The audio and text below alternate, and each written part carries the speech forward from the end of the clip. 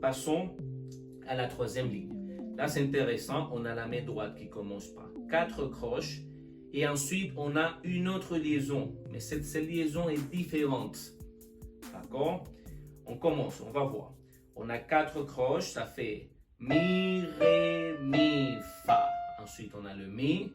Et là, on a un sol avec une liaison dessus, avec un autre sol après.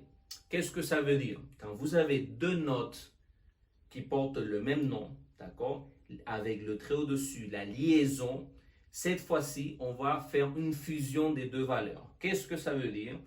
Si vous avez une noix qui vaut un ton et l'autre noix aussi qui vaut un ton, à ce moment-là, si la note est liée entre elles, si les deux notes sont liées entre elles, à ce moment-là, il faut faire deux tons. C'est comme s'il y a une addition de la première noix à l'autre noix. Ok? Ça arrive peu importe les figures. Ok?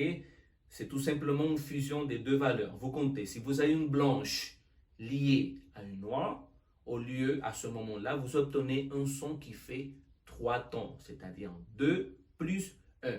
Ok? Donc, on va faire très attention là à la troisième ligne. Donc, maintenant, je vais faire toute la troisième ligne. La main droite, on commence par les croches. Mi, ré, mi, fa. Mi noir, sol qui est lié. Il faut compter 2. Fa, mi, ré. On continue. Croche. Mi, fa, mi. Sol lié en 2. Fa, mi, ré. N'oubliez pas de lier le sol, 2 tons à ce moment-là. Pour la main gauche, on a une blanche pointée, 3 tons, la blanche pointée. 1, 2, 3. Mi noir, ré blanche. 1, 2, sol blanche. 1, 2. 2 blanches pointées. 1, 2, 3. Mi noir, ré blanche. 1, 2, sol. 1, 2. On a déchiffré les deux mains. Et là, on peut commencer à faire les deux mains en même temps toujours. Vous baissez la vitesse, vous le travaillez lentement et faites très attention parce qu'on a une note liée qui peut poser problème. On commence mi et do. Mi, ré, mi, fa, mi, sol et mi. Et attention, je dois faire le ré de gauche, fa de droite, ensuite mi et sol. Mi, ré. On continue. Mi et do. Mi, fa, mi, sol et mi.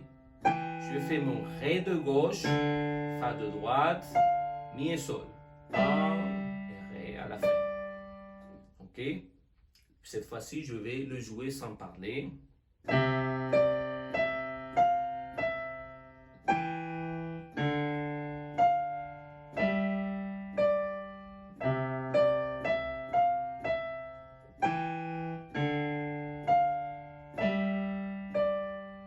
Voilà. Et la dernière ligne, ça reprend le thème principal. Ok? Maintenant, je vais jouer tout le morceau un tout petit peu plus vite pour vous.